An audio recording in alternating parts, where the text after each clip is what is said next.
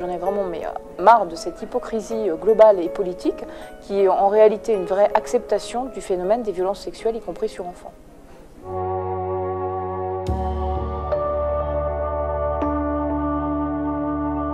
On va considérer que les violences sexuelles sur enfants sont un problème mineur qui concerne une catégorie de population très anecdotique, défavorisée, alors que les enquêtes montrent que quand on commence à enlever juste le couvercle de la marmite, au contraire, ça va concerner un nombre très important de personnes, puisqu'on citait des chiffres, une femme sur 4, un homme sur 6, des femmes et des hommes, mais que c'est quasiment impossible pour eux de le révéler, surtout quand on est enfant, parce que comme ce sont souvent des proches qui ont été les auteurs de ces abus, et quand vous êtes enfant, vous avez presque un devoir de confiance à l'égard de vos proches.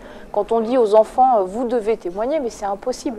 On leur met un double fardeau sur les épaules, celui de la culpabilité et celui en plus de l'incapacité de pouvoir témoigner. C'est un problème fondamentalement politique à plusieurs égards, parce que quand on fait de la politique, notre rôle c'est le vivre ensemble. Voilà, c'est les conditions du vivre ensemble. Quand le sexe devient une pathologie qui fait que par son omniprésence, son côté le plus exécrable, elle empêche tout principe d'égalité, elle autorise les violences, bah oui, ça devient un vrai sujet politique pour nous. C'est pas d'hier ces violences sexuelles, hein. Quand on montre que c'est un phénomène massif, tabou, caché au sein des familles, mais que finalement ce qui se passe au sein des familles, ça intéresse la société, là aussi ça devient un sujet politique au bon sens du terme. Le principe en fait est porté par SVS, donc qui rejoint cette idée d'une épidémie virale contre laquelle il faudrait avoir un protocole de vaccination national, c'est de dire c'est comme une affection, comme une maladie de longue durée. Parce que le protocole de traitement doit être long. Il faut soigner la tête, il faut soigner le corps, il faut éduquer le cœur. Donc forcément, effectivement, on rejoint les grandes maladies type diabète ou cancer qui supposent des protocoles de longue durée. Donc c'est pas normal aujourd'hui. Vous passez sous un camion, vous bénéficiez d'un système de remboursement. Vous êtes violé, vous avez besoin d'être effectivement réparé sous tous les aspects, y compris psychologiques, mais même physiques. Et là, par contre, vous ne bénéficiez pas d'une prise en charge. Et derrière tout ça, il y a beaucoup de regards portés sur la féminité ou autre, mais comme en plus on montre que les hommes sont aussi touchés, et on le voit tout particulièrement dans le milieu du sport, ça va peut-être permettre aux politiques d'évoluer dans leur mode de pensée.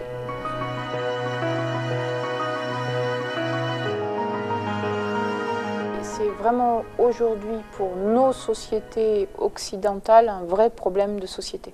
Et parce qu'il y a plusieurs choses.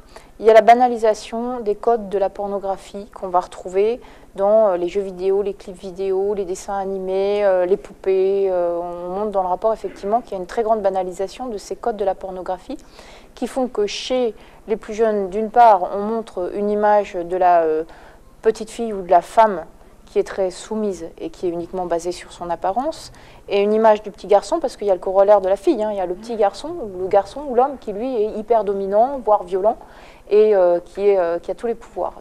Et ça va complètement à l'encontre de tout ce qu'on dit politiquement, hein, mais ça, jusque-là, personne ne s'en est vraiment rendu compte. Et deuxièmement, il y a aussi en parallèle un tel accès à tout ce qui est pornographie sur Internet que ça devient, faute de vraie éducation à la sexualité à l'école, ça devient le principal moyen d'information pour les jeunes. Donc qu'est-ce qu'ils voient? Ils voient un acte hyper technique, violent, et ils se disent bah, finalement c'est ça, donc on va reproduire. Et les filles, c'est pareil. L'éducation à la sexualité, à l'égalité, elle peut se faire dès le plus jeune âge. Je veux dire, apprendre entre les petits garçons et les petites filles qu'il n'y a pas de rapport de domination, que l'autre n'est pas du même sexe, mais qu'on doit quand même se parler de manière correcte, il n'y a pas la bande des garçons et la bande des filles, c'est pas de la propagande. Voilà. C'est pas une vision effectivement de propagande. Et idem sur la question des genres, essayer d'avoir une éducation la plus asexuée possible, le plus longtemps possible, c'est ce qu'on avait fait dans les années 70.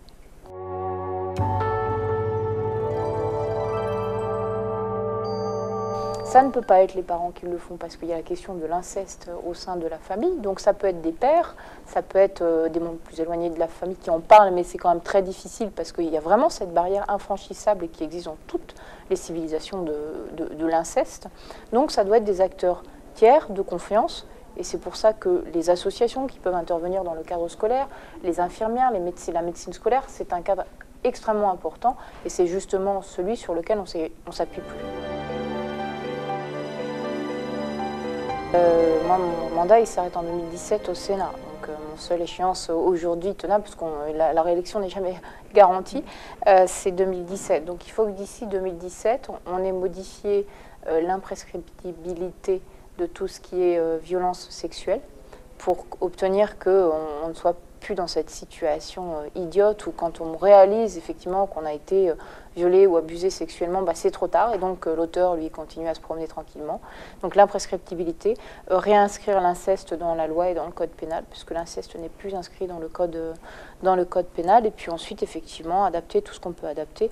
Déjà les concours de minimis vont être interdits, c'est une étape dans la prise de conscience de l'hypersexualisation.